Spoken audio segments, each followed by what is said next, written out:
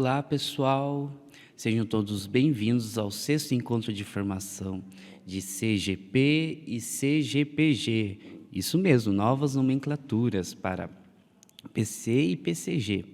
CGP, coordenador de gestão pedagógica, e CGPG, coordenador de gestão pedagógica geral. Então, vamos lá. É uma transição, né, pessoal? Eu sei que nesse início é difícil de guardar, mas seguimos.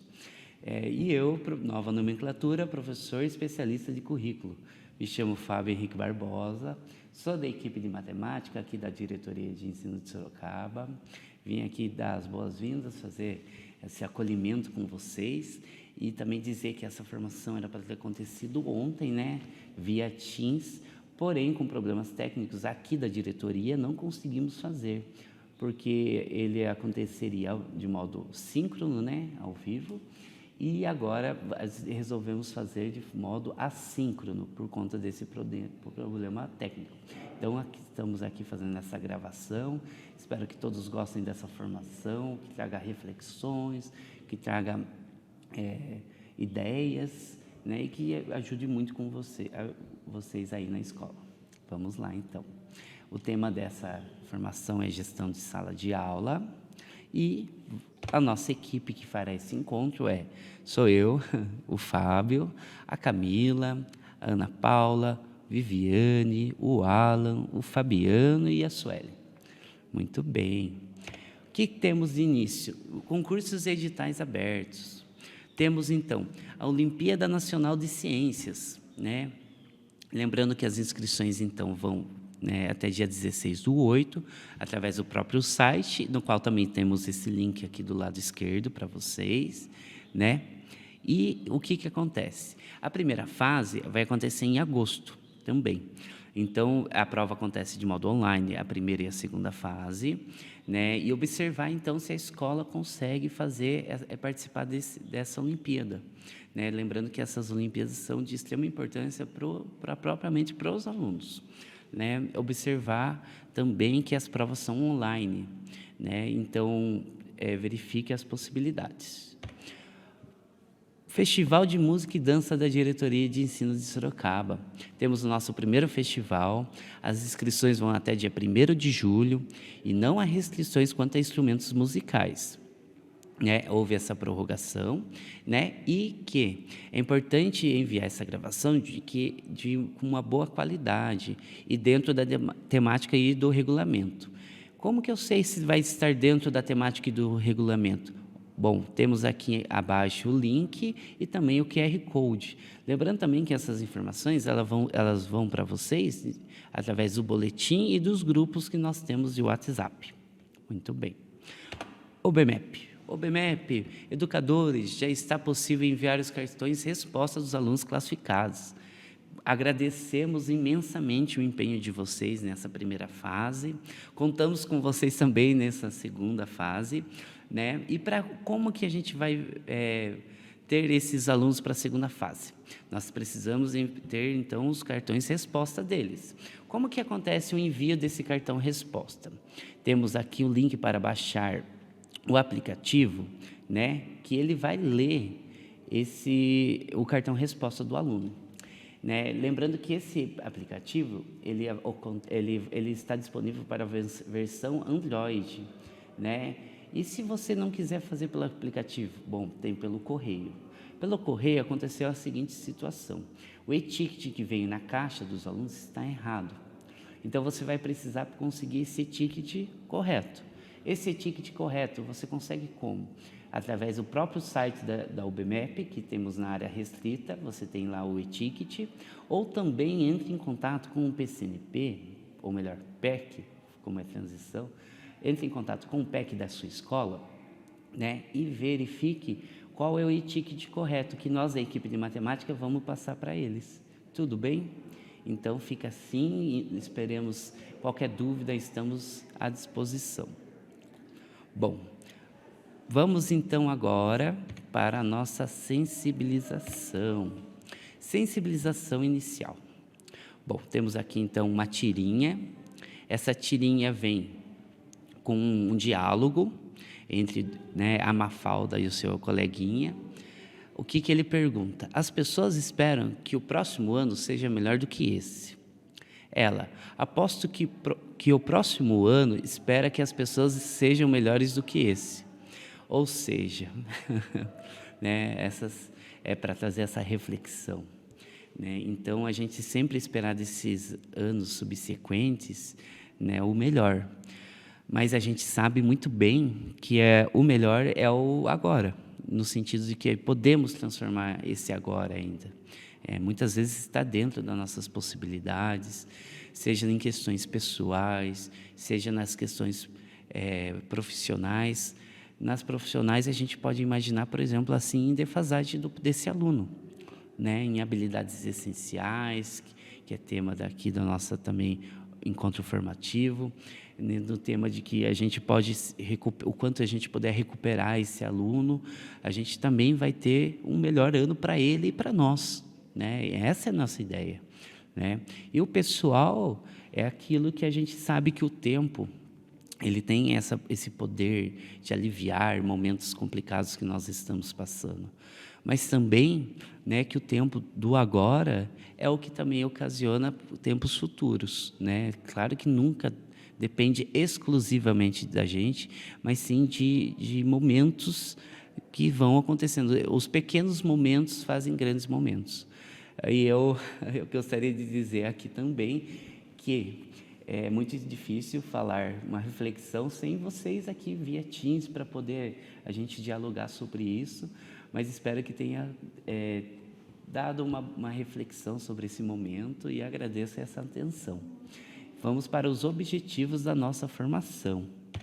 Objetivos: divulgar os concursos e editais abertos, informar da Semana de Prevenção das Drogas, tratar da gestão de sala de aula através da fundamentação teórica, abordar prática pedagógica, instruir sobre prática curricular e habilidades essenciais, desenvolver gestão de tempo, instrumentar os docentes na gestão de conflitos e capacitar a escola sobre observação de sala de aula. Lembrando que todos esses temas, para não ficar muito redundante, eu peguei, porque os temas são bem específicos, é sala de aula. Então, estamos aqui, né, para a gente tentar pensar nessas possibilidades que nós temos, né? E também, para finalizar aqui, temos orientar sobre a priorização das habilidades essenciais, programa de recuperação e aprofundamento e seus projetos que temos, aprender juntos e expor o cronograma integrado. Então, vou passar a palavra, espero que todos tenhamos uma boa formação e até mais. Olá, eu sou Viviane, professora especialista em currículo da área de Ciências da Natureza. Vim conversar um pouquinho com vocês a respeito da Semana de Combate às Drogas.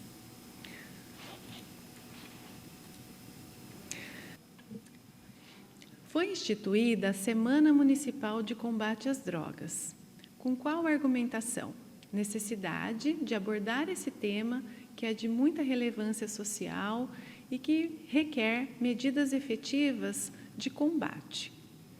Então, a Câmara instituiu, no âmbito, do município de Sorocaba, que na 4ª semana de junho são necessárias realizações de atividades para que esse tema seja objeto de discussão entre professores e estudantes. Como que ela está descrita no artigo 5º?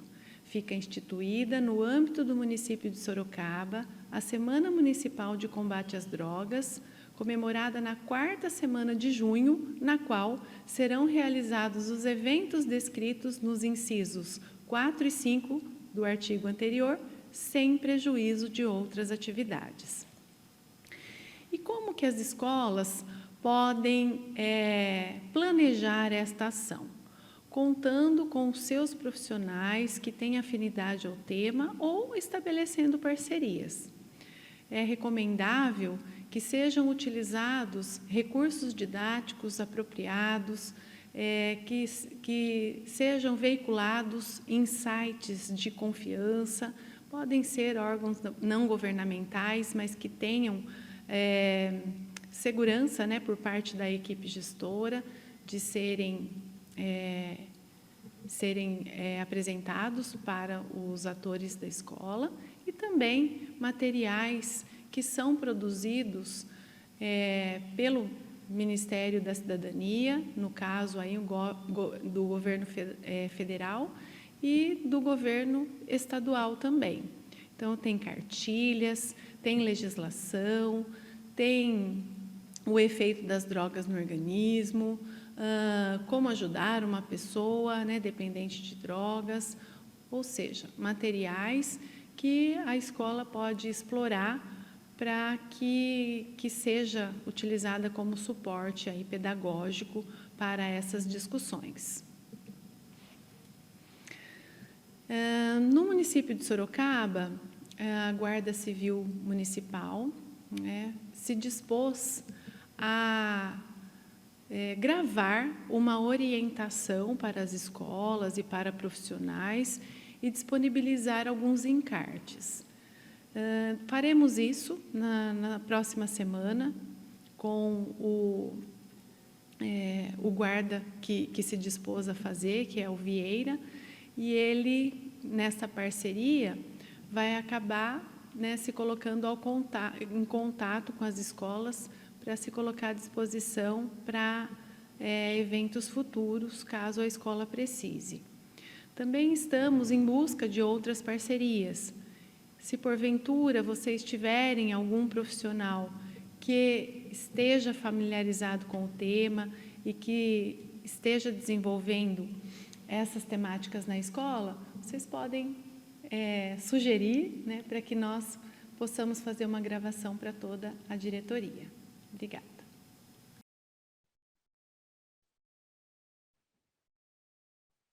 Tudo bom, professores?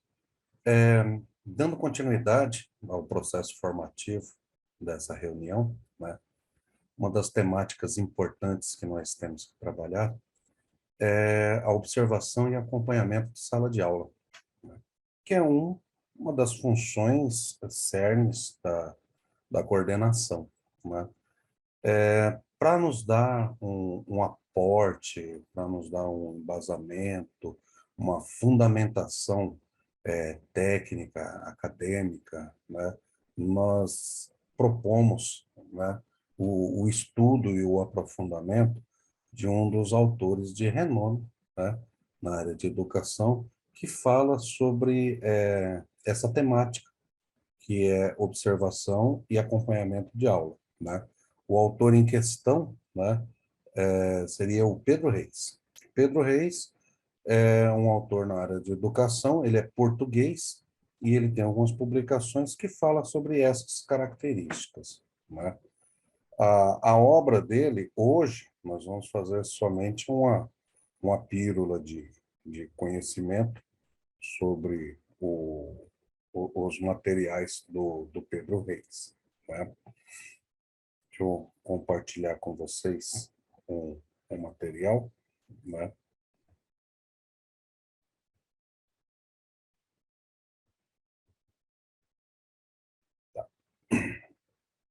Ó, o material do Pedro Reis que nós vamos trabalhar é esse livro chamado Observação de Sala de Aula, Avaliação e Desempenho do Docente, né?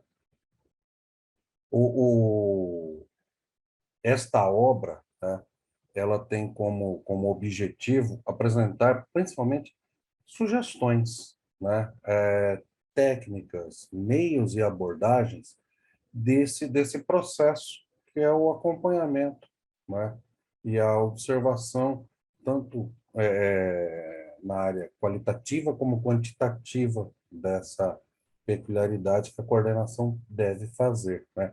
Metodologias, instrumentos que o autor desenvolveu nessa obra que pode nos auxiliar, né, no acompanhamento de aula, né? O autor, ele parte do pressuposto, né, que o acompanhamento e observação em aula, né, em sala, né, ele tem que ter um aspecto tanto qualitativo como quantitativo, né? visando algumas premissas, né? A primeira, né, é a qualificação e o aperfeiçoamento profissional do professor, né, e da equipe de gestão curricular, com a finalidade de aprimoramento nas metodologias e técnicas de ensino e aprendizagem ao aluno, né? O, para a conclusão do trabalho, ele leva que todos se beneficiam. Quando isso se torna uma constante, quando isso se torna uma prática do processo de ensino e aprendizagem, né? O acompanhamento de aula, ele deve ser uma constante, né? O autor também fala que, claro, que nas características de uma educação europeia, na formação do profissional de educação, né, que o acompanhamento de aula ele deve servir, né, como uma das ferramentas de aprimoramento de um profissional num processo probatório, num processo avaliativo de desempenho, né? As observações e acompanhamento de aula, elas são muito importantes, né? E ela tem que ter uma técnica, uma estratégia específica para desenvolver, né, esse aprimoramento do profissional, né? O, o autor, né, o Pedro Reis, também ele ressalta, né, que o processo de acompanhamento e observação de aula, ele tem que ter, né, uma metodologia, né, de registros, de processos de formalidade, ele tem que ter uma, uma, uma, uma estratégia previamente estabelecida entre as partes que fazem a aula, né, com critérios do que deve ser observado, do que deve ser ressaltado, né, para que isso se denote em uma avaliação continuada e aprimoramento do profissional, né? O autor ele fala sobre a questão do debate entre os pares, né? Tanto o coordenador, que na obra dele ele usa a nomenclatura de mentor, como a supervisão nesse acompanhamento do profissional em sala de aula, né? Ele sempre fala sobre essa questão do debate, da parceria, dessa observação ser harmoniosa, né? Antes de partir para as metodologias de observação de sala de aula, ele dá um aspecto muito importante que a gente deve olhar, né, que são três pontos de atenção que pode criar um desgaste, que pode criar um embate no processo de acompanhamento e observação de sala de aula, né? O autor ele tem três preocupações, né? A primeira preocupação que ele ressalta na obra dele, né, é que a observação ela deve ser tanto quantitativa como qualitativa, né? Ela deve ser um processo de, digamos, conversação entre o observado e o observador, o professor e o coordenador. Ele demonstra que deve haver essa harmonia, né, no processo contínuo de acompanhamento das aulas, né? Ele fala que ela deve ser rotineira, quantitativa, mas principalmente ela deve ser qualitativa, né? O professor ele não pode denotar que esse acompanhamento de aula ele tem como objetivo uma fiscalização ou simplesmente um processo de avaliação dos erros. Não, ele é um acompanhamento de formação continuada, onde as características que nós, coordenação, observamos que devem ser aperfeiçoadas, são objetos de retomada e formação continuada do professor. Então, ele bate bastante na ideia de que você criar um ambiente de permissões entre as partes, né? O professor, ele deve ser esclarecido que isso é uma questão de prática diária do coordenador, né? Não é um processo perseguitório, falar, não, vou ficar acompanhando somente um docente ou somente uma disciplina. Não, ele tem que ser um rol de acompanhamentos pré-agendados, pré-conversados, né? E mostra que é uma rotina diária, não é uma coisa específica para um ou outro profissional, né? E, principalmente, ele ressalta que o profissional que vai fazer esse acompanhamento, essa observação, ele deve ter propriedades e competências profissionais, aonde entra a nossa necessidade de leitura, formação, termos esse aporte acadêmico, teórico, né? Para podermos conversar com o professor numa devolutiva, numa necessidade de realinhamento, nós temos esse acalboço de conhecimento, né, que mostra a nossa propriedade no processo que nós estamos fazendo com o professor. Mostrar para ele, professor, com base nestes autores, com base nestas teorias acadêmicas, nós podemos melhorar, podemos alinhar, podemos replicar essas suas ações na sala de aula, né? O, o autor, ele mostra que o acompanhamento e observação de sala de aula, ele tem que ter finalidades específicas, né? Ele tem que ter a clareza na publicidade com o professor que nós devemos desempenhar essa função de acompanhamento, ela tem de ser formativa, ela tem que ter como uma das ideias centrais, né, a mudança nas metodologias e nas práticas de aula para ter uma mudança qualitativa ao aluno, né, desassociar o acompanhamento de sala de aula à ideia de ser um processo de fiscalização do docente, e sim de aprimoramento e crescimento profissional, tirar este paradigma, né? Porque senão se torna uma atividade estressante, ela se torna uma atividade que, que não vai gerar nem benefícios para o professor, o coordenador, que ele chama de mentor, ou para o aluno no final, porque ele pode criar um clima ostensivo de sala de aula, né? O autor ele fala tirarmos esse paradigma, né? Encarar essa prática de acompanhamento e observação como um processo de qualidade no ensino e aprendizagem.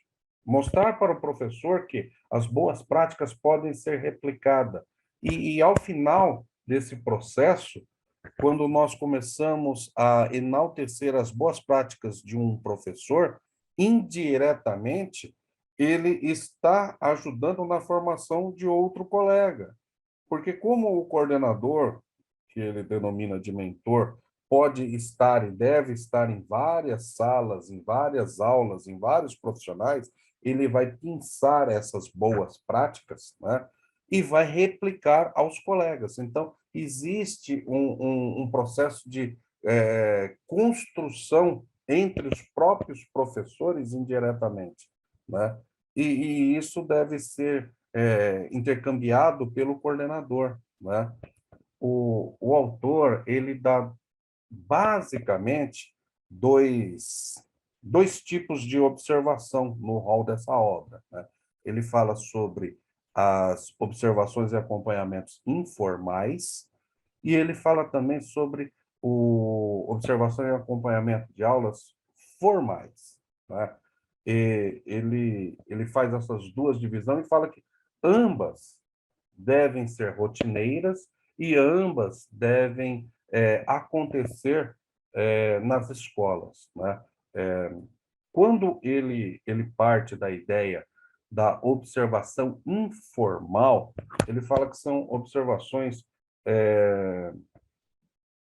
de menor duração. Você não vai ficar os 45, 50 minutos da aula.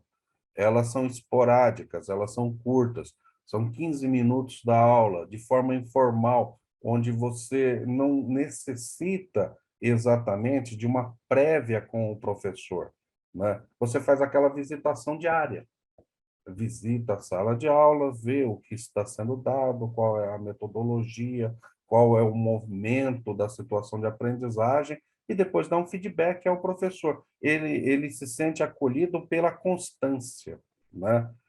A gente faz esse monitoramento da prática constante do professor, né? Mostra que nós estamos em sala de aula, mostra da coordenação, né?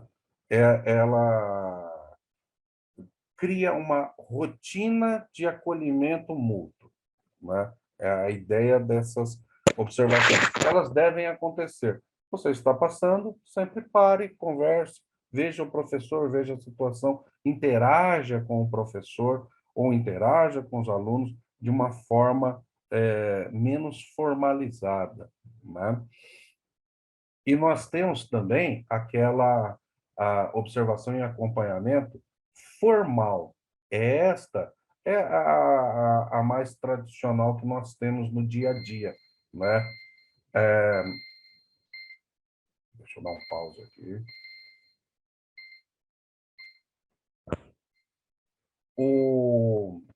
A formação, observação formal, ela é baseada, né, na ideia de você ter uma reunião prévia com o professor, você ter um alinhamento de quais são os objetivos daquela aula específica, né? Você ter um plano de aula, né? Olhar com o professor e alinhar com ele. Estamos indo ver a tua aula que está nessa situação de aprendizagem, nesta prática, nós estamos vendo uma atividade, uma metodologia ativa, uma aplicação de conteúdo, uma devolutiva, ela é muito específica. Você já alinha com o professor qual é a especificidade que você vai usar naquela observação e naquele acompanhamento, né? Esses dados que já foram previamente alinhados com o professor, né, ele deve ser o objeto da devolutiva. E nós vamos mostrar ao professor, vamos observar tal aspecto, vamos dar tal devolutiva, e na devolutiva, caso necessite de um alinhamento, e isso aí vai ser o objeto do acompanhamento do professor na preparação da próxima aula, junto com o coordenador. Ou um coordenador de área, num caso de PEI, adaptando para a nossa realidade, ou um coordenador geral, numa escola regular, né? Nós observamos que devemos aprimorar aquele ponto estratégico do acompanhamento que nós fizemos, né? O Pedro Reis ele fala muito sobre a questão do feedback, né? E o feedback ele tem que ser específico, ele não pode ser genérico. E nós já temos de ir para a aula com a formalização do aspecto daquela observação. Ele é muito claro nesse direcionamento, né? Claro que para conhecermos mais sobre o Pedro Reis, nós temos que nos apropriar da obra completa. Hoje, nós estamos dando somente um breve prefácio do que este material nos traz. Ele fala sobre a questão de postura de alinhamento, fala sobre as devolutivas, fala sobre as metodologias e quais os critérios que nós podemos ver em cada tipo de aula, né? O núcleo pedagógico vai deixar disponibilizada essa obra na sua totalidade e recomendamos, né? E que o coordenador se aproprie dessa obra. Ela não é uma obra exaustiva de leitura, não é uma coisa muito fora da realidade de sala. Claro, é um autor europeu falando de um sistema de aulas europeias, né? Mas grande parte daquilo nós podemos adaptar para a nossa realidade. E entra naquela situação de nós termos um escopo acadêmico mais amplo para podermos conversar com o professor e falarmos, ó, este ponto deve ser melhorado segundo tal autor, né? No drive do núcleo pedagógico, vamos deixar disponível essa obra na sua totalidade. Ela não é extensa também, ela deve ter umas 70 páginas, é uma coisa tranquila e leve à leitura, né? Essa é a nossa recomendação. Claro que, para essa formação, nós fizemos somente assim, um breve prefácio do conhecimento desse autor. Recomendamos o aprofundamento. Tá? Muito obrigado, né? E eu passo a palavra para os colegas. Bom dia, boa tarde a todos. Eu sou a professora especialista em currículo, Camila, agora nova nomenclatura, PEC. E estamos aqui no nosso 6º encontro. E eu vou falar agora com vocês sobre a gestão pedagógica, um tema tão importante, né, que tem que ser trabalhado, que tem que ser discutido dentro das escolas.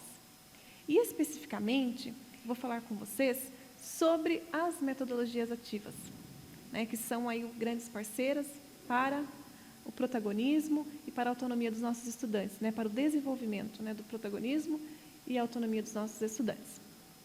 Então, acompanhem comigo.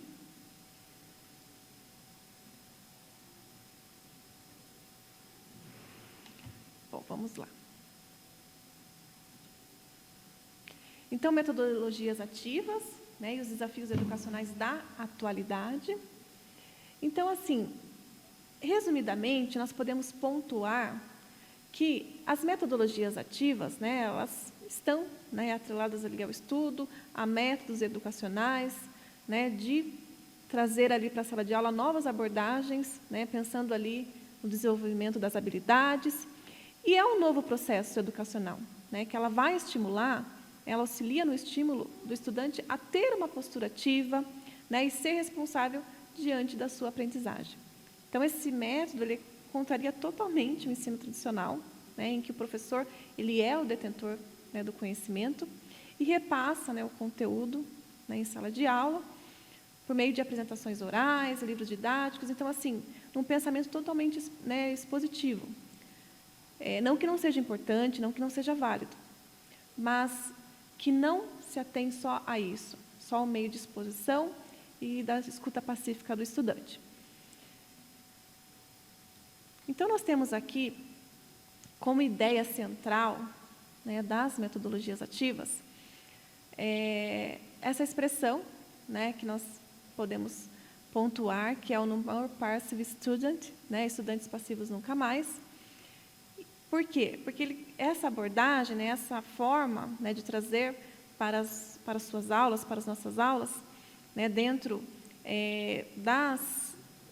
dentro, né, da heterogeneidade que há dentro, né, numa sala de aula, pensando nas diversas habilidades que precisamos desenvolver, pensando que cada estudante, né, está num nível de aprendizagem diferente do outro.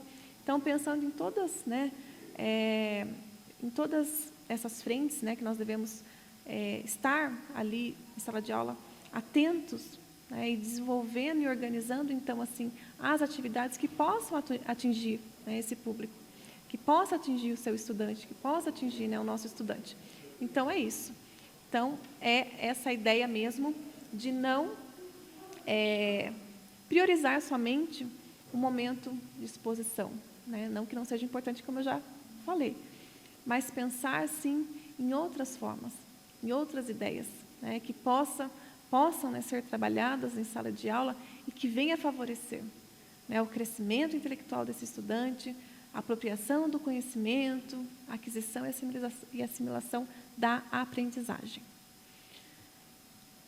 E por que, então, esse tema? Né? Por que, então, falar das metodologias ativas quando se pensa em gestão pedagógica numa formação, por exemplo, como a de hoje?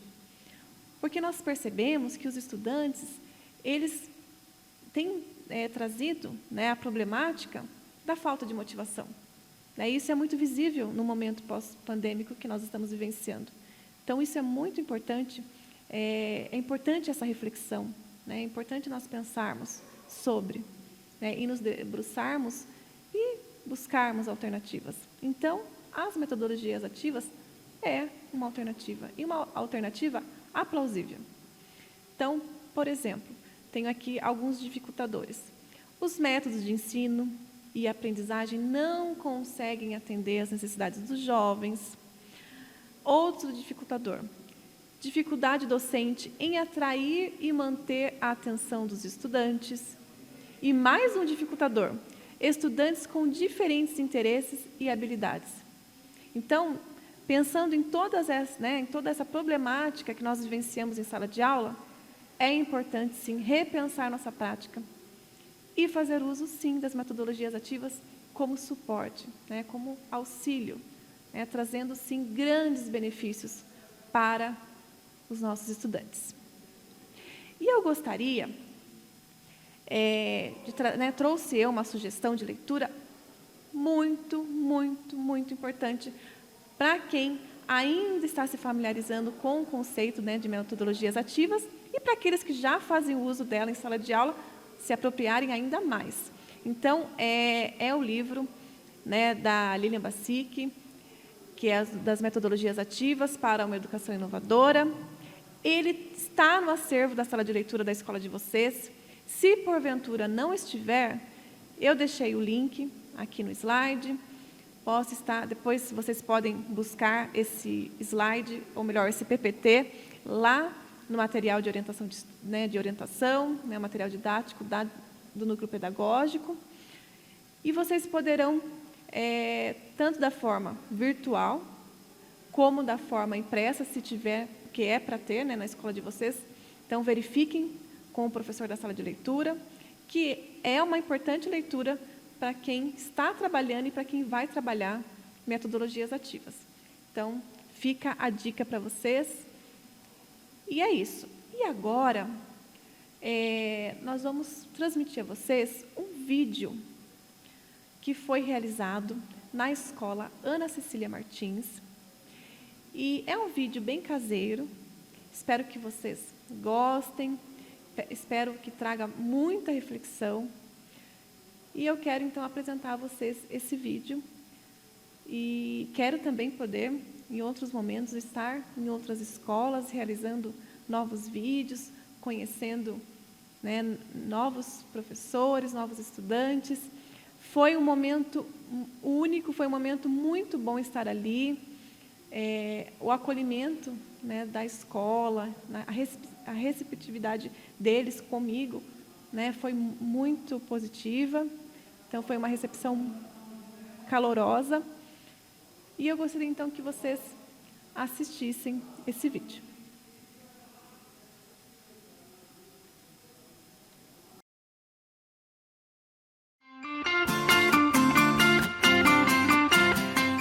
Geração Y, Z e Alfa.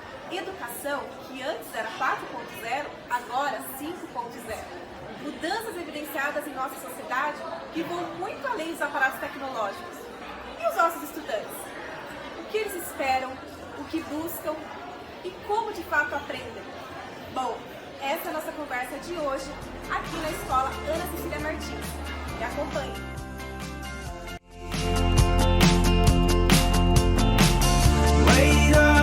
A utilização de metodologias ativas, ainda no ensino fundamental, é de extrema importância para a construção do protagonismo do aluno na busca da sua própria aprendizagem.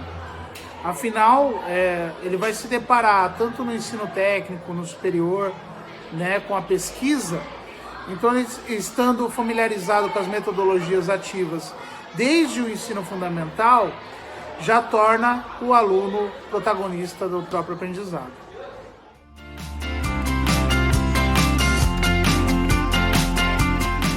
Bom, estamos aqui agora com a professora Paula, da Escola Ana Cecília Martins. É um prazer ter você aqui conosco nessa formação.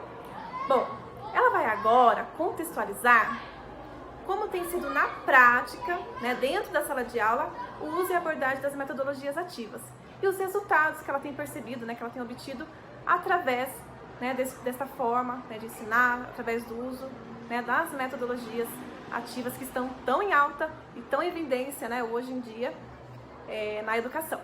É com você, professora Paula. Obrigada, é um prazer também estar aqui, poder falar com você, né, e nos demonstrar um pouco sobre como funciona na prática. Sobre metodologias ativas, é uma forma de você se tornar a aula um pouco mais atrativa para o aluno, que você coloca ele como o autor daquela aula, né, e a aula invertida é uma delas que eles gostam bastante, que é você colocar o aluno diante da situação de um problema na lousa e colocar ele como o autor, né, colocar ele para resolver, para solucionar aquele problema, e transforma ele também trabalha nele, né, o protagonismo e a autonomia dele poder procurar ver por onde ele quer começar, da onde ele quer ser trabalhado, né, da forma como ele consegue também enxergar aquele problema, né, aquela solução, arrumar a solução para aquele problema. Outra metodologia ativa também que eu acho muito importante é a metodologia de estações. Você trabalhar com estações em matemática, você coloca o aluno diante de várias situações e em cada uma situação você coloca uma habilidade diferente, que uma habilidade precisa da outra. Então você mostra para o aluno que as habilidades elas são cíclicas, né? A matemática ela é cíclica, uma habilidade precisa da outra para poder se desenvolver. Então você coloca ele numa situação onde que para ele poder ir para uma outra estação, ele precisa passar primeiro para aquela, para poder demonstrar o quanto que é importante você assimilar um conteúdo, né, uma habilidade, para você poder passar, vamos dizer assim, de fase para uma outra habilidade e conseguir resolver e solucionar as dificuldades. Perfeito. Estamos aqui com os nossos estudantes, que é a razão da existência da escola, que eles vão falar um pouquinho sobre como tem sido as abordagens das metodologias ativas dentro, né, do contexto ali da sala de aula. Porque eles já estão craques nisso, eles já sabem, porque aqui é uma escola que utiliza muito esses recursos, essas formas de ensinar, né, essas didáticas. Então eles vão falar um pouquinho sobre como tem sido de fato a aprendizagem, pontos positivos, pontos negativos. Então vamos ouvir agora eles, que são a razão da nossa existência, né, como professores, enfim, todos nós, né, que contribuímos para o crescimento e aprendizagem desses estudantes. Então estou aqui com a Ana Júlia, Isabelle, João Pedro. E quem gostaria de começar a falar? Quem vai falar? Começa então. Então vai, nós começa. Eu estudo aqui já desde o 5º ano, né? A direção mudou algumas vezes. A maneira como as coisas foram aplicadas foram mudadas. Os professores, esse ano principalmente, mudou bastante.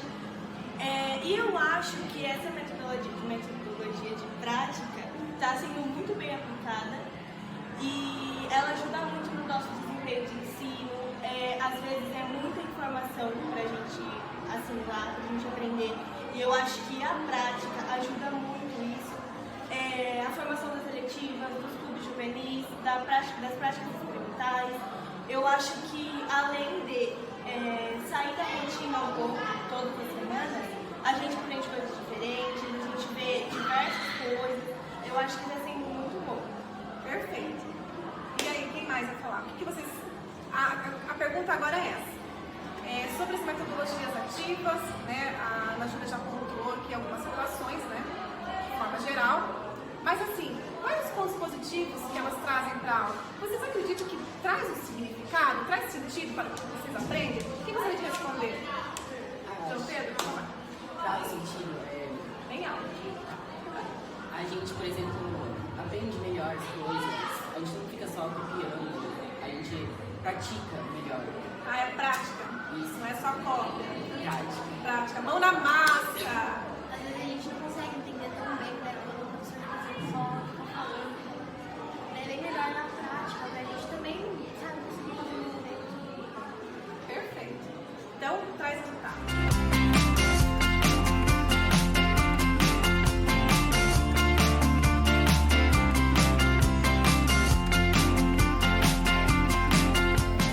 É isso aí. Quero agradecer ao CGPG Fernando por ter aberto as portas para nós. Muito obrigada, Fernando. Obrigado, Camila. Eu que agradeço. E até a próxima. Tchau. Tchau, tchau.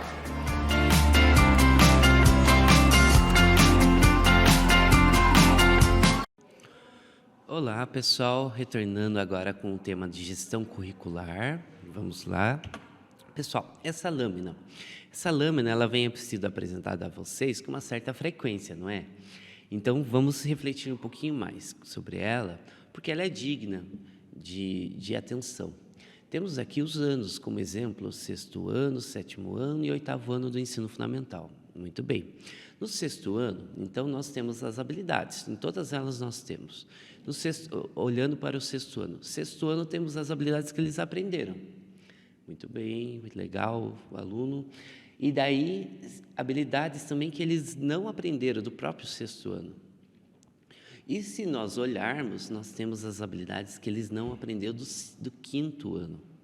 Né? Então, isso no próprio 6º ano, habilidades do 5º ano que ele não aprendeu, que é o que vocês estão tendo em contato agora, nesse momento ainda mais de retorno de pandemia, não é?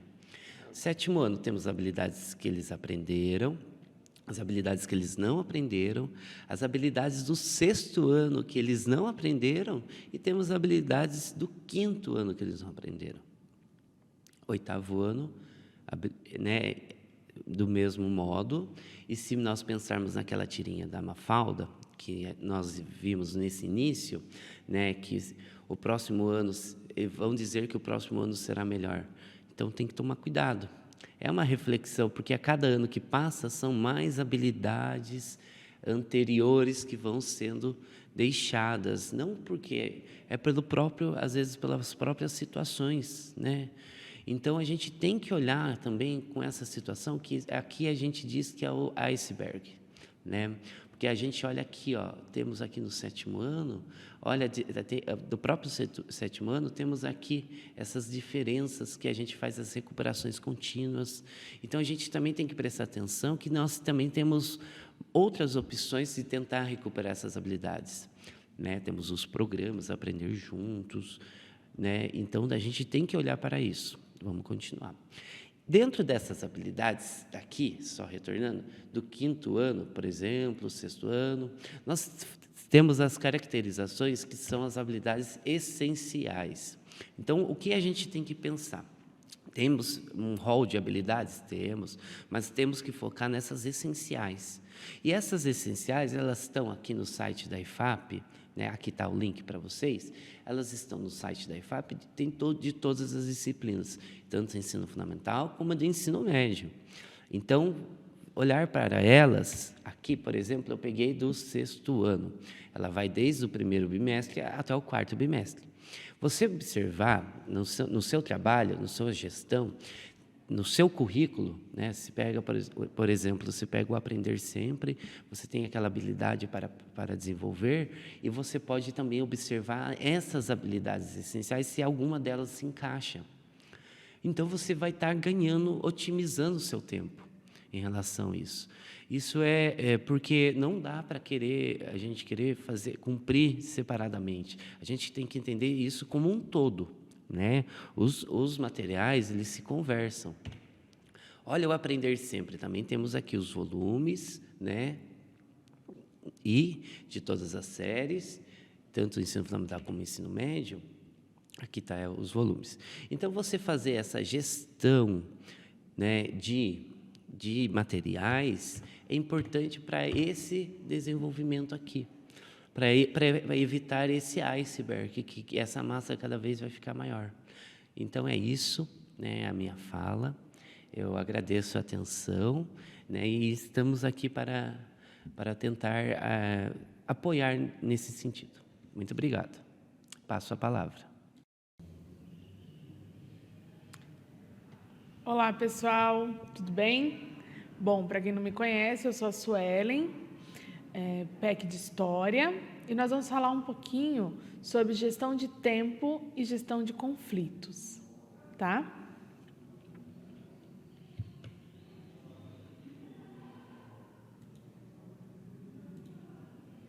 Bom, gestão de tempo, né, gente, é realmente prever, se antever.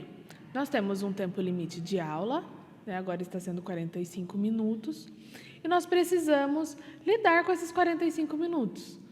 Então, o que é importante para conseguir ter uma boa gestão de tempo? Primeiramente, né, temos que ter um ritmo adequado. Lembrando que esse ritmo ele pode mudar de turma para turma, né? Na verdade, nós temos que pensar que cada aula é uma aula, cada turma é uma turma, e precisamos ter esse cuidado. A aula, nós temos que pensar sempre que ela tem que ter um início, meio e um fim. Então, nós precisamos sempre concluir aquele objetivo que nós colocamos na pauta da lousa, né? O objetivo da aula ele tem que ser cumprido. E, para isso, nós precisamos nos antever, como nós falamos, né? Nós precisamos sempre pensar que nós precisamos dar conta. É claro, é óbvio que os imprevistos acontecem, é claro que a gente tem que, quando nós estamos à frente de uma sala de aula, nós temos que lidar com N situações. Mas a ideia é que esse planejamento tenha tempo para cada tipo de atividade, tá? Então, vamos lá. Quanto tempo vou elencar para cada atividade? Seja um exercício, uma discussão ou ainda uma apresentação de trabalho. Quais alternativas terei caso a aula seja interrompida com dúvidas ou algum imprevisto? Gente, parece algo muito sistemático, muito mecânico, mas não é.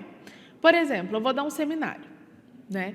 Sabemos que tem aqueles alunos que falam bastante, né? Aqueles estudantes que falam bastante, que gostam, que o trabalho toma um tempo maior. Mas nós também sabemos aqueles que fazem algo mais enxuto. Então, quando for dar a comanda do seminário, é importante que você já coloque um tempo mínimo e um tempo máximo para você fazer a continha total da aula, para você saber quantas aulas aquele seminário vai durar, para que também não fique algo desconfortável. Geralmente é uma situação que os alunos ficam ansiosos, né? Prevendo questões de não dar certo o PowerPoint, se for PowerPoint, ou detalhes específicos. Então, a gente tem, sim, que prever tudo, tá bom? Ou o máximo possível, né, gente? Exercícios. No caso de uma lista de exercícios, é uma lista extensa. Quanto tempo aquela minha turma vai demorar para executar esses exercícios? Eles terão mais ou menos dificuldade, segundo a minha leitura da minha turma. Isso tudo a gente tem que pensar. Planejamento é sinônimo de disciplina e de organização. Uma boa dica para melhor gestão do tempo é, dias antes do início das aulas, começar a treinar o conteúdo a ser proposto. Isso aí, gente, principalmente para quem está iniciando, né? Quem já tem mais um tempo, já tem uma noção do quanto tempo aquele conteúdo eu vou conseguir discorrer. Mas, principalmente para quem está iniciando, é interessante que se organize num caderno, né? Aquela habilidade, eu vou demorar 3 aulas, né? Divididas em sensibilização. Sempre, gente, pensando em sequência didática. Nós precisamos ter essa, para quem ainda não tem isso incorporado na sua prática, tem que fazer parte. Então, o nosso planejamento ele tem que ser em sequência didática, né? Começo, meio e fim. Na aula tal, do dia tal, vou ter um exercício que vai ter uma introdução de 5, 10 minutos, depois eu já vou para a prática. Então, isso tudo tem que estar muito, muito bem detalhado, num caderno. Cada um tem sua organização hoje em dia, né? No computador, enfim, com começo, meio e fim. Não só para a aula, mas para a sequência didática também, tá?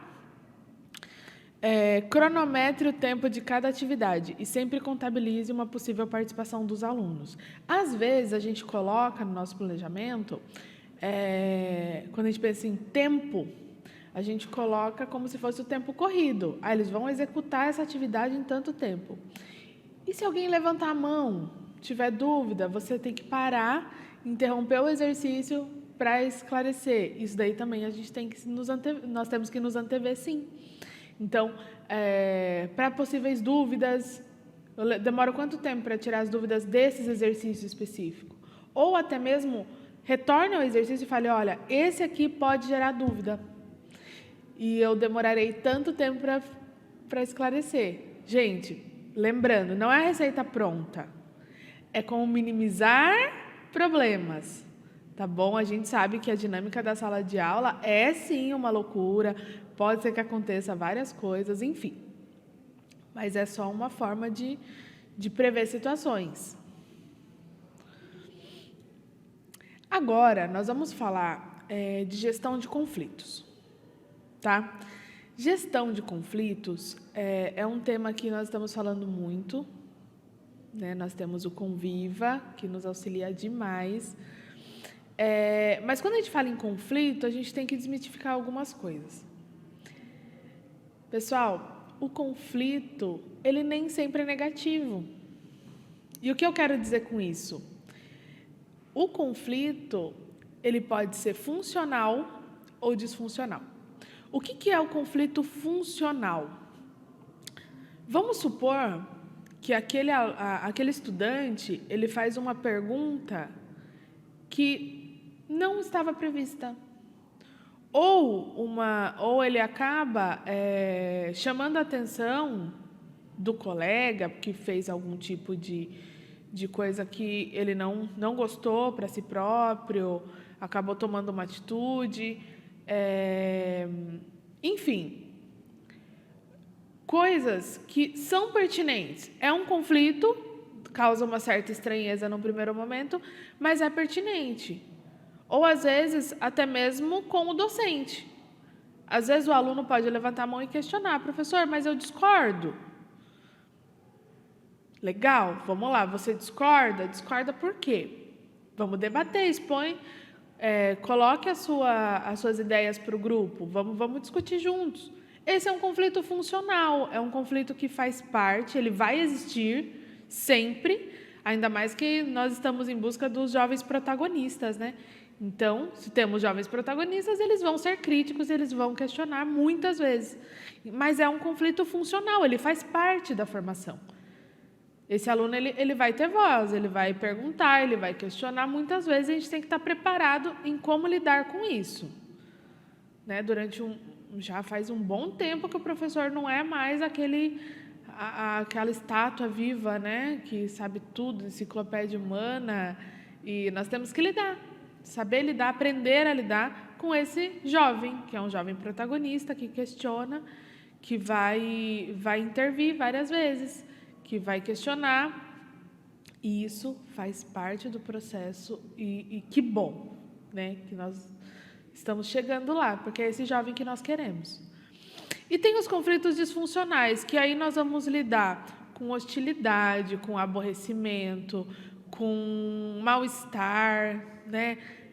Aquele aluno que está atrapalhando a aula, bullying, aí é outro tipo de conflito, tá? Então, o que nós não queremos são os conflitos disfuncionais.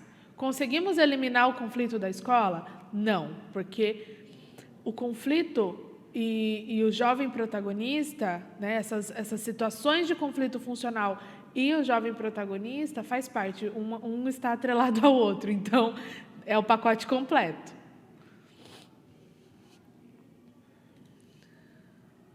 Gestão de conflitos. Primeiramente, que tipo de conflito que nós temos na escola? Nós poderemos ter o conflito aluno com aluno, que são as briguinhas, as rusgas, o bullying, o próprio bullying, entre alunos e professores, que pode ser também, pode ter conflito. Quando eu falo esses conflitos, gente, eu estou falando tanto funcional quanto disfuncional, tá? Professores e professores, ou pais e professores também. Então, quando a gente fala em gestão de conflito, a gente não está falando só da sala de aula. Nós estamos falando da escola como um todo, inclusive da comunidade escolar. Tá? Modelos de mediação de conflito. Nós temos o estudante mediador, ou seja, é quando aquele estudante ele tem um papel de mediar esses conflitos. Ele tem, às vezes, uma facilidade, né, na escutativa, no auxiliar a resolver conflitos. Logicamente que são conflitos entre alunos, né, gente? Isso é importante que fique claro. Não tem como eu colocar um estudante mediador num conflito pai com professor. Não faz sentido. Então, é importante. Tem algumas escolas que já estão adotando os estudantes mediadores, têm dado resultado. Para a escola que se interessar, inclusive, pode entrar em contato com os PECs de convivência, que a gente explica mais como é que é esse modelo. Temos a figura do professor mediador também, que aí já consegue mediar conflitos, tanto alunos, né, como professores, enfim. Temos a mediação em rede, é quando a gente cria um comitê, como se fosse um comitê de mediação, que pode envolver todos os setores da escola. Pode envolver estudantes, podem envolver professores, gestão, enfim, pais de alunos. E é bem interessante, é um modelo muito legal, porque ele perpassa todos os níveis, né? Então, é um comitê, são pessoas que têm um perfil para exercer essa função e geralmente dá muito certo.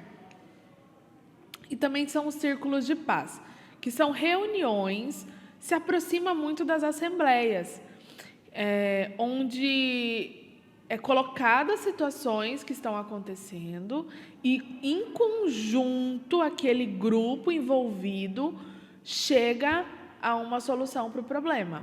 Também é uma ideia muito interessante, porque daí você não tem a figura de uma pessoa que resolve, entre aspas, né? Que fala, você está certo, você está errado. Não, eles chegam num consenso para o problema, para solucionar o problema. É muito interessante e se aproxima muito das assembleias, como eu disse anteriormente. Pessoal, só voltando aqui, só lembrando para vocês que conflito vai existir, tá? Como lidar? Nós precisamos exercitar muito a nossa comunicação não violenta, né?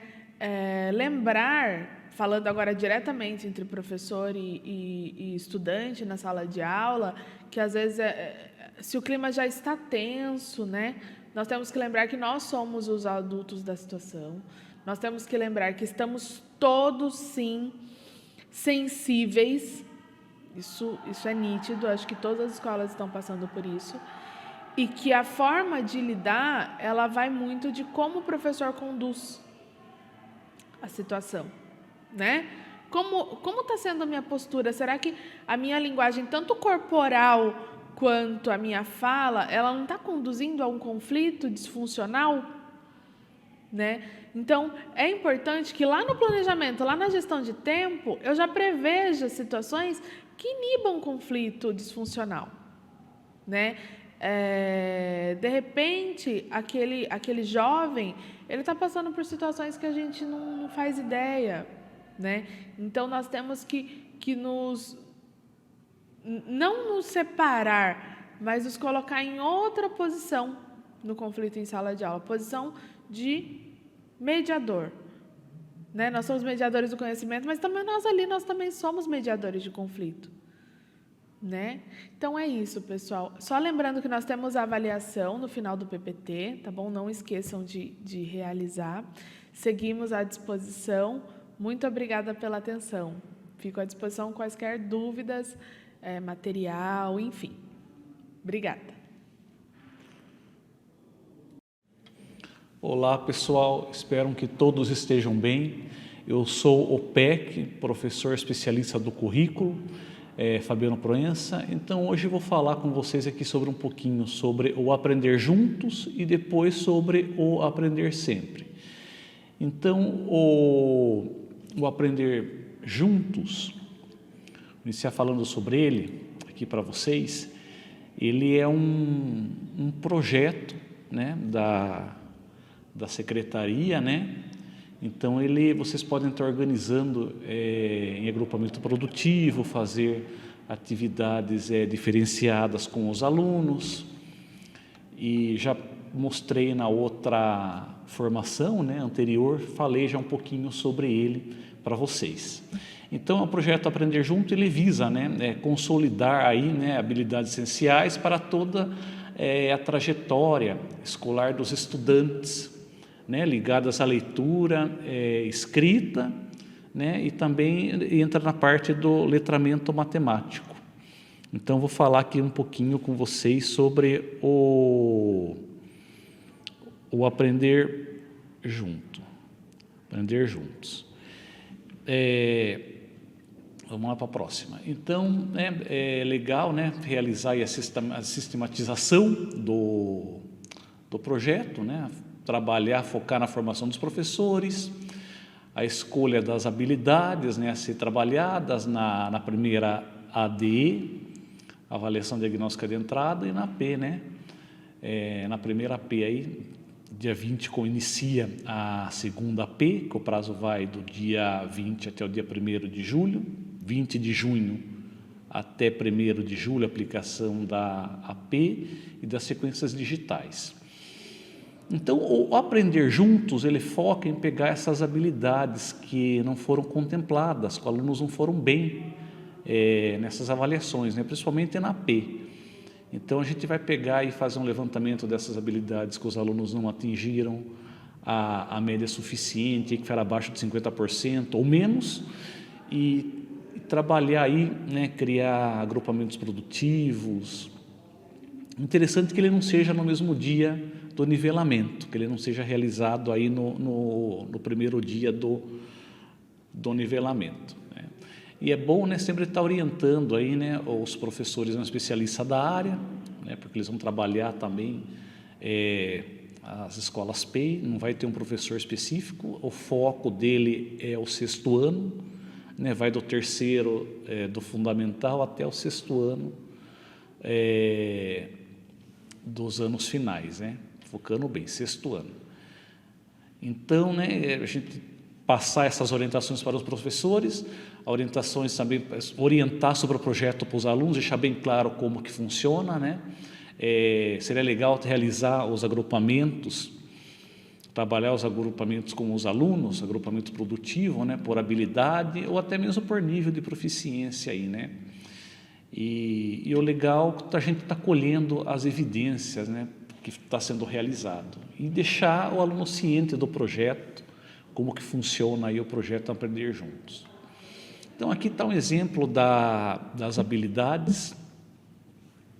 Peguei aqui um exemplo aqui, né, de língua portuguesa, né, da P1, o aluno não atingiu, né, ficou abaixo de 50%. Então, está aqui a habilidade.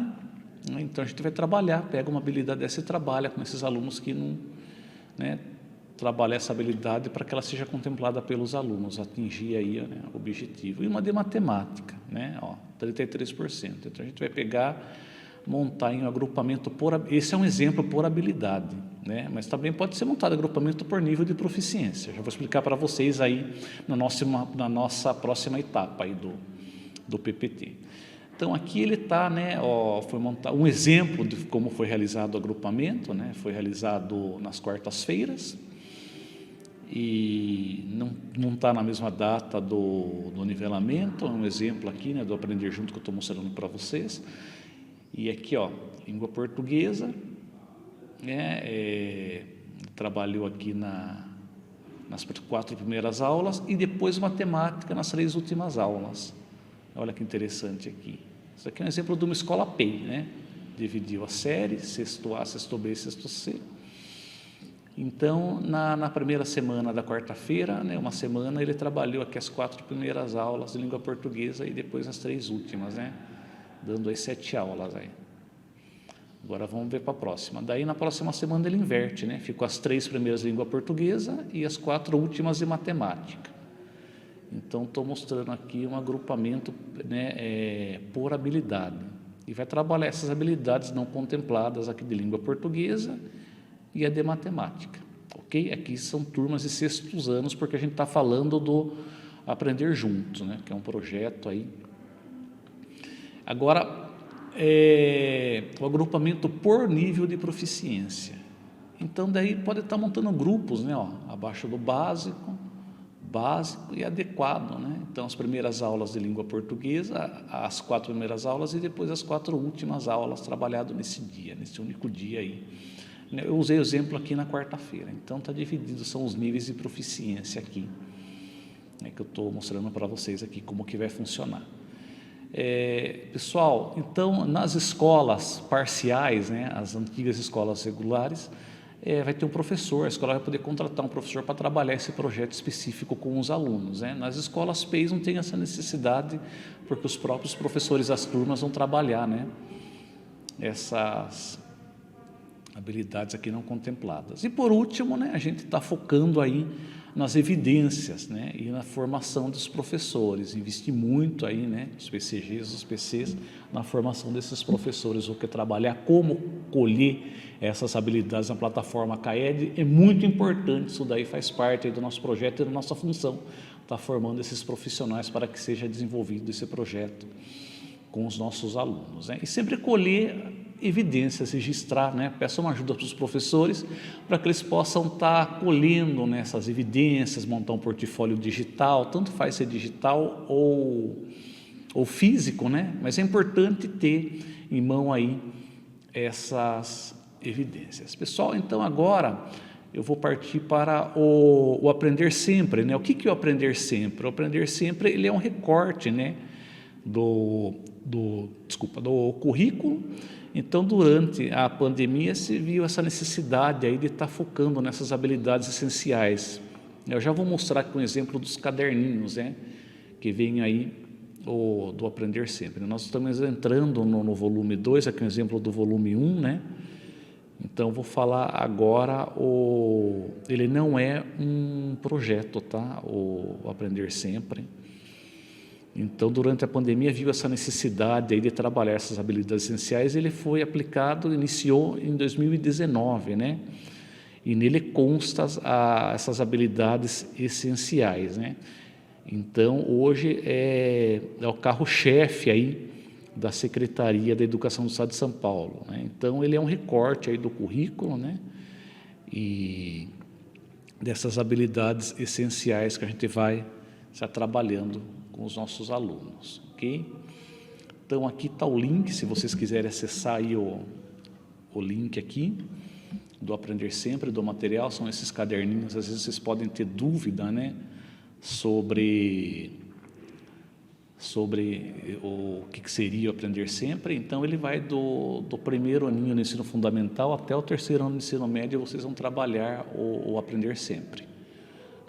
Então, está aqui o link, esse PPT vai estar disponível na descrição do vídeo, no canal do YouTube. Então, vocês, na descrição do vídeo, vão ter acesso aqui a todos esses materiais aí que a gente está mostrando aqui, compartilhando com vocês. Ok? Então, o que seria, né, o Aprender Sempre? Então, a priorização do currículo, né? Está até aqui no PPT, então ele prioriza aí. Ele é um recorte do currículo e vai trabalhar com essas habilidades essenciais. O que seriam essas habilidades essenciais? O próximo PPT que eu vou explicar para vocês. Então, ele foca aí, né, são aquelas habilidades que focam o cognitivo, social e emocional, né, que contempla aí esses desenvolvimentos. Então, por todas esses desenvolvimentos aí, essas habilidades vão contemplar. Então, o foco do Aprender Sempre é trabalhar as habilidades essenciais, por isso é fundamental a gente trabalhar ele na sala de aula. Ok? Pessoal, eu vou ficando por aqui, qualquer dúvida que venha aparecer, estou à disposição de vocês. Um grande abraço e até a próxima. Tchau, tchau.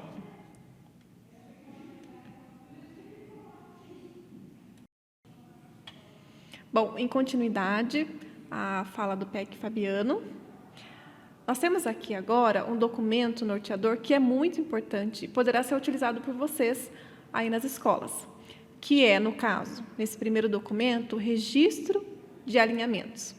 Então, todos os alinhamentos que vocês realizam, né, independente se a escola é integral ou não, eu acredito que seja importante, né, independente, né, de ser PEI ou não, é importante que haja esses alinhamentos entre as equipes. E neste documento, então, de uma forma bem sucinta, bem objetiva, é colocado, então, é posto o registro, né, do que foi tratado, né, ali durante esse alinhamento. Então, os encaminhamentos, enfim, todas as informações ali pertinentes e importantes que vocês queiram registrar. Então, é um documento, né, orientador para esse tipo de prática dentro da escola de vocês. Fica uma dica, fica uma sugestão. É importante, né, que haja esse registro.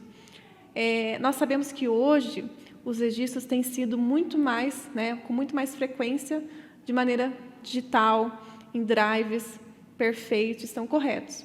Mas, às vezes, né, dependendo da situação, é interessante também, de forma impressa, vocês terem esse registro, colocar numa pasta portfólio, e quando a supervisão de ensino estiver na escola, ou o acompanhamento do PEC, vocês poderão mostrar o que está sendo conversado, né, o que está sendo alinhado dentro das reuniões de vocês. E este outro documento já corresponde à observação de sala de aula. Então, ele é um instrumento, né, de planejamento, nessa questão de observação. E vejam aí na primeira página, de uma forma bem objetiva, aí tem está colocado os objetos de conhecimento, as habilidades. Então, quando o CPCG, né, estiver em sala de aula, fazendo essas observações, no caso da parte diversificada, ou o CPG das diversas áreas, né, do conhecimento, vocês poderão, então, fazer essas anotações de forma bem objetiva, aí, metodologias, só colocando um kick, né, de acordo com o que vocês observarem, conhecimento, depois tem o planejamento, estratégias de ensino, né, principais dificuldades, né, do professor, daí vocês podem colocar ali um comentário para depois, né, dar esse feedback ao professor, que é super importante. Na verdade, a observação de aula, o objetivo, né, principal é dar esse feedback ao professor para que ele possa melhorar a sua prática, para que ele possa saber daquilo os pontos positivos e os pontos negativos que foram, né, observados ali durante, né, essa observação de sala de aula. E depois, na última página, nós temos ali recomendações, considerações do professor, aspectos de convivência, né, escolar, ali na sala de aula. Então, toda a questão da organização e gestão de sala de aula está posta aí no documento. Então, vocês terão mais esse documento orientador que visa facilitar o trabalho de vocês aí, principalmente no quesito de observação de sala de aula. E é isso. Espero que contribua com vocês, né, nessa questão da observação de sala de aula. Olá, meu nome é Ana Paula, sou PEC de Ciências da Natureza e estamos iniciando mais um encontro formativo. E nesse encontro, nós vamos falar sobre como encontrar informações importantes sobre as avaliações externas, né, como ADE e AP. Nesse vídeo, é um tutorial sobre como verificar o percentual de acerto das habilidades na ADE e na AP. Também eu vou mostrar nesse vídeo como ver os resultados de cada aluno, de forma individual, da ADE e AP, e também ver as questões da AP com resolução e comentário. Tá? Tudo para ajudar, apoiar o professor na sala de aula. Então, eu vou iniciar o vídeo aqui.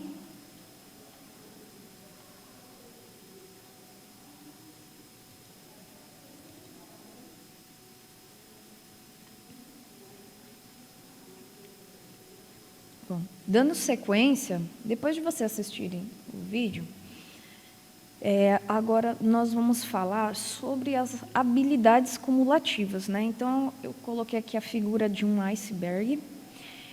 para falar sobre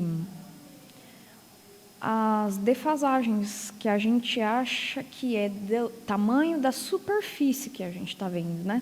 Mas, na verdade, ela é muito mais profunda, né? A parte visível do iceberg, na verdade, é só a ponta, né? Então, as defasagens, elas são maiores do que a gente consegue ver superficialmente, tá? Então, fazendo uma comparação aqui, nessa imagem, seria assim, esse quadro, esse retângulo, né, azul escuro, seria como se fosse a água do mar, né? E aí os quadrados que estão dentro seriam os que estão imersos na água. E aí isso que está dentro desse quadrado seria habilidades cumulativas não aprendidas, né? Então, vamos começar com um estudante do 6º ano do ensino fundamental. Então, ele está carregando ali habilidades que ele não aprendeu no 5º ano. Aí entrou as habilidades essenciais do 6º ano, que ele também não vai conseguir desenvolver, porque ele precisa das essenciais do 5º ano para conseguir entender a do 6º. E tem a superficial ali, que seria o do currículo paulista mesmo, que aí ele não está conseguindo desenvolver. Se ele não está conseguindo nem as habilidades essenciais, ele não vai conseguir desenvolver as outras habilidades, que são mais complexas, né? Aí ele sai do 6º ano, vai para o 7º ano ainda com essa defasagem. Então, ele continua com aquelas habilidades do 5º ano não aprendidas, a do 6º ano não aprendidas, e ele vai para o 7º ano e continua sem desenvolver. E aí acumula do 7º ano, que aí o professor está conseguindo enxergar só do 7º ano, mas na verdade é muito mais profundo. Ele não consegue fazer nada do 7º ano porque ele não aprendeu as habilidades essenciais do 6º e do 5º. Por que a gente fala essencial? Porque elas são só um recorte do currículo. Como a defasagem é muito grande, então é só um recorte do que é essencial, que não tem como deixar de aprender para prosseguir os estudos, né? Então, o professor só enxerga aquilo que está na ponta, né? Mas ele não enxerga o que está ali mais profundo. Aí ele vai para o 8º ano, aí fica pior, né? Você vê que vai ficando mais profunda ainda as habilidades cumulativas. Então, ele está do 5º ano que ele não aprendeu, do 6º ano que não aprendeu, do 7º ano que não aprendeu, e o professor está achando que ele só tem dificuldade no 8º, porque é o que ele está visualizando. Mas se ele aprofundar, olhar com mais profundidade, ele vai ver que as habilidades cumulativas vai desde o 5º ano, dos anos iniciais, tá? Isso é uma defasagem que já existia de alguma forma, mas com a pandemia se intensificou, né? Então, aqui, fazendo uma analogia, essa esfera ao lado seria assim, esse verde mais escuro seria o ideal, o que ele deveria aprender no ano que ele está cursando, né? Então, se ele está no 6º ano, tudo que está dentro dessa esfera era o que ele deveria aprender. Mas, como há muitas defasagens, então a SEDUC verificou a importância de priorizar as habilidades essenciais, tá? Lógico que se tem algum aluno que já tem as habilidades essenciais, o professor não deve deixar ele ali sem desenvolver, ir além, né? Ele precisa dar continuidade nos estudos. Mas como a maioria dos estudantes estão com habilidades cumulativas, então nós vamos focar na maior porcentagem de dificuldades nas escolas, né? Que são as habilidades essenciais, que é o mínimo que o estudante precisa ter para dar continuidade na aprendizagem.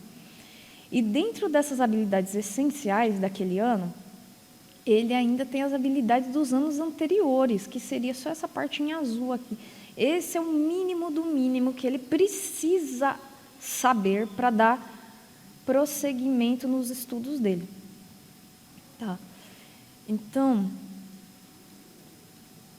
por isso, a SEDUC, ela pensou numa maneira de atender essa demanda que surgiu, né? Que é através do programa de recuperação e aprofundamento. Então, dentro desse programa, existem vários projetos, né? Então, ele colocou para exemplificar que esse programa de recuperação e aprofundamento seria o guarda-chuva e debaixo dele estão os projetos. Então, tem o projeto Aprender Juntos, projeto de reforço e recuperação, projeto Além da Escola e o projeto de recuperação intensiva, tá?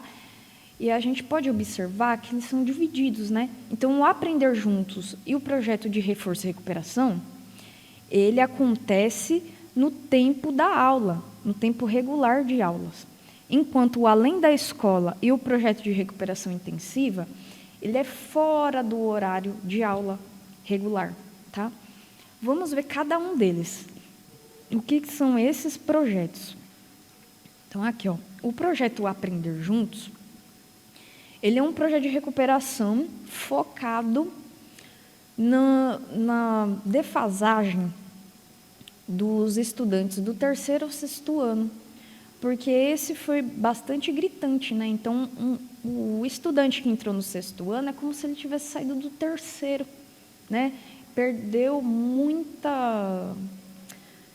muitas habilidades ficaram acumuladas do 4º e do 5º ano. Então, o programa Aprender Juntos é focado para os alunos do 3º, do 4º, do 5º e do 6º, para atender essas necessidades que são semelhantes, tá? O projeto de reforço e recuperação, que é o PRR, ele já é uma atribuição de aula a professores adicionais. Então, ele é além dos professores que tem na escola, tem um professor adicional para dar um apoio mais personalizado para esse estudante que está com mais defasagem do que os outros, tá? O projeto Além da Escola, ele é uma ampliação da carga horária. Então, são atividades complementares, online, mas ele tem tutoria do professor, né? Ele pode ter pequenos grupos de estudantes, mas seria uma atividade fora da escola, no contraturno. E o projeto de recuperação intensiva, PRI, já são as recuperações das férias, né? Então, são recuperações que dão em janeiro e em julho, para os estudantes que mais precisam, tá? Então, são esses 4 aqui.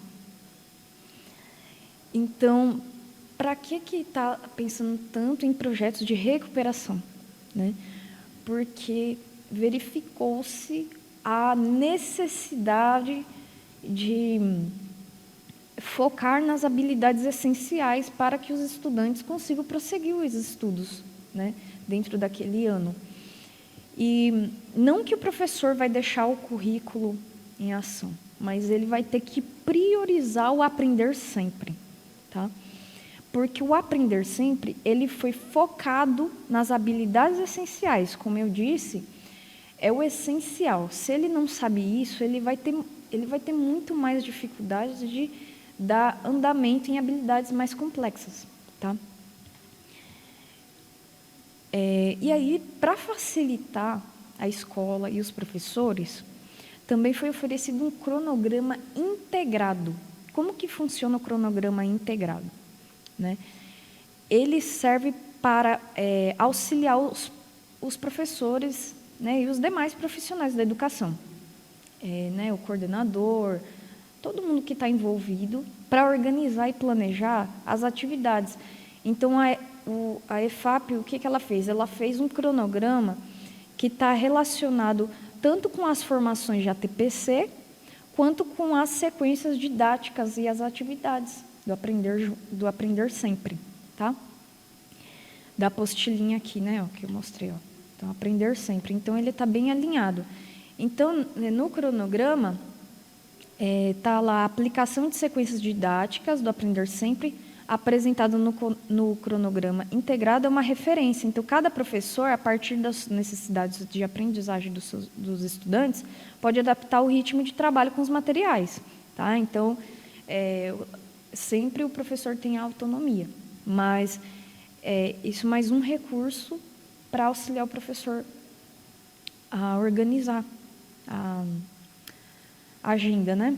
Então, como que funciona? Aqui, ó, eu estou mostrando o cronograma integrado do segundo bimestre, tá? Então, eu peguei alguns recortes aqui só para mostrar como que ele é. Então, aqui, ó. Essa página aqui é referente aos anos finais do ensino fundamental e ensino médio. Tem também dos anos iniciais, tá? Mas eu peguei esse só para exemplificar.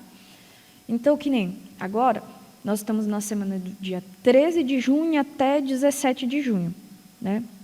Então, aqui, ó, ele já levou em consideração formação. Não vai ter porque vai ter um feriado. Aplicação com estudantes.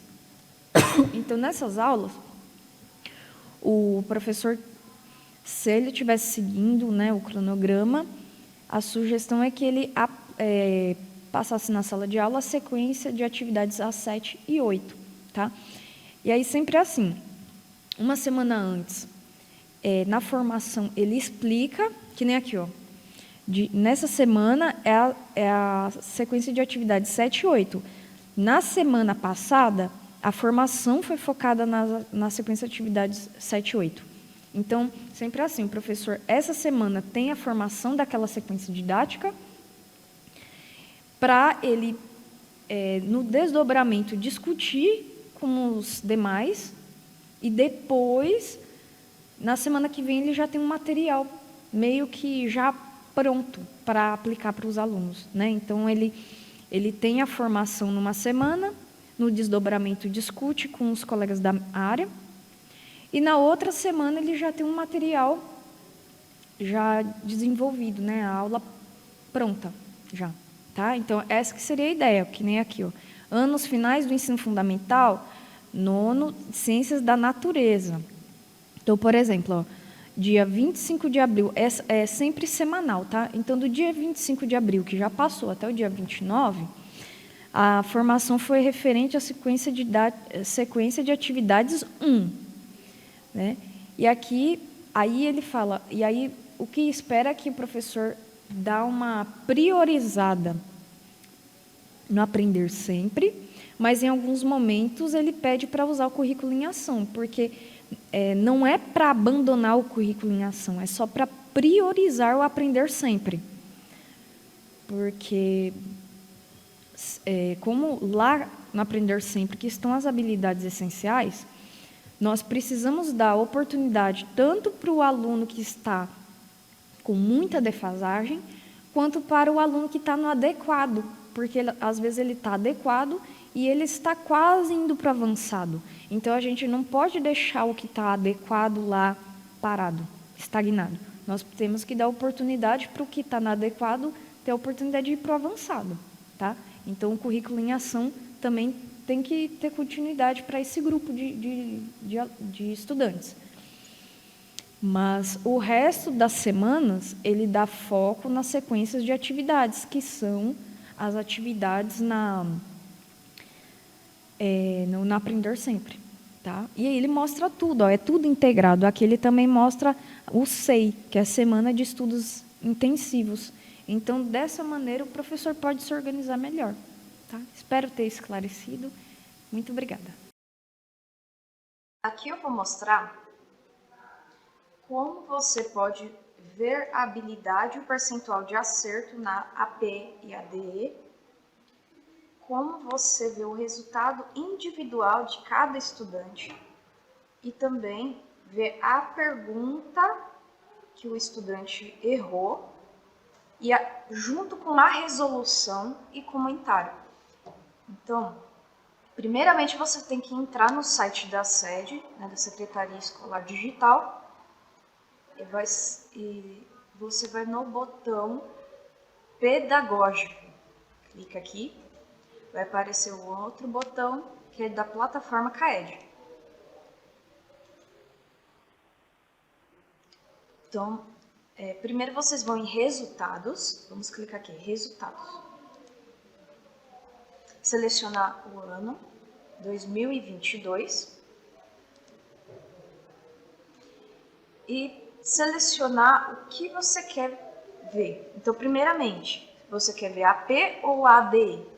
Então, vamos escolher aqui que quer ver ADE, um exemplo.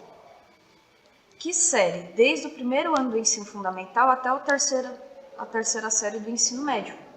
Então, vamos ver o 6º ano.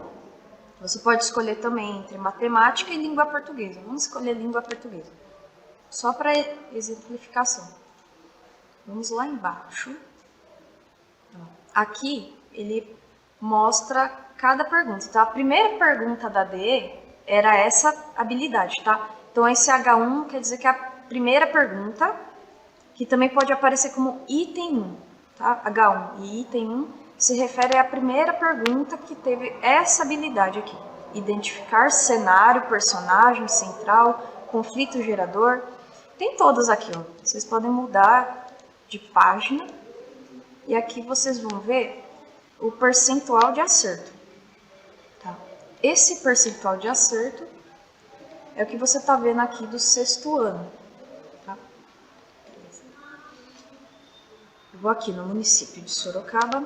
Aqui eu tenho acesso a todas as escolas, mas aí no caso vocês vão ver a escola de vocês. Tá? Eu vou escolher uma escola aqui que eu acompanho só para exemplo. Como eu selecionei o 6º ano, aqui dá para ver todas as turmas do 6º ano dessa escola. Então, é 6º A, 6º B, 6º C, 6º D, 6º E. Aqui tem um geral de cada turma, tá? Mas vamos supor que a gente não quer ver da turma, o geral. A gente quer ver individual, cada estudante. Então, aqui estão todos os estudantes. Eu vou fazer uma série, Guilherme. Aqui, ó, tá vendo? Fazer uma série de vídeos. E aqui estão os nomes dos estudantes, se ele participou da ADE, né, o número de itens que ele respondeu, se ele fez tudo, o percentual de acerto. E aqui, ó, você vê o que ele acertou ou errou. Então, por exemplo, essa aluna aqui, Alice, o H1 seria a primeira pergunta que ele respondeu. Então, teve 4 perguntas. Das 4 perguntas, ela acertou só 2. Qual que era esse H1? Aqui em cima, ó. Vamos ver o que era esse H1. Era isso aqui, ó. Essa habilidade, ó. EF35LP26. EF, Ensino Fundamental do 3º ao 5º ano, Língua Portuguesa. Olha a habilidade, ó. Identificar cenário, personagem, conflito gerador, resolução e foco narrativo na leitura de textos do campo artístico e literário, contos, fábulas, crônicas, entre outros. Legal, a gente já identificou que ela errou a metade das perguntas. Mas o que era a pergunta? Qual eram as perguntas? Aí a gente pode voltar aqui, ó. Volta. Em vez de ir em resultados, agora a gente vai em guias das avaliações e das sequências digitais, ó. Escolhe o ano. Seleciona de novo. O que a gente estava vendo? ADE, no caso. 6º ano, língua portuguesa. Lembra aquele H1? Aqui é item 1. Lendo, vocês vão ver que é a mesma descrição da habilidade. Identificar cenário, personagem central, conflito gerador, resolução e foco narrativo na leitura de textos de campo artístico e literário. É a mesma descrição. Qual que era a pergunta? Aí você pode ir nesse olhinho aqui, ó, para você visualizar qual que era a pergunta, ó. Então, aqui você tem a pergunta e as alternativas. Para auxiliar o professor, tem a resolução embaixo, ó, tem a resolução com comentário. Então, o professor pode trabalhar essa habilidade que a estudante errou, vendo já com a resolução, para não ter tanto tempo para ele montar a aula, ele já pode pegar aqui pronto.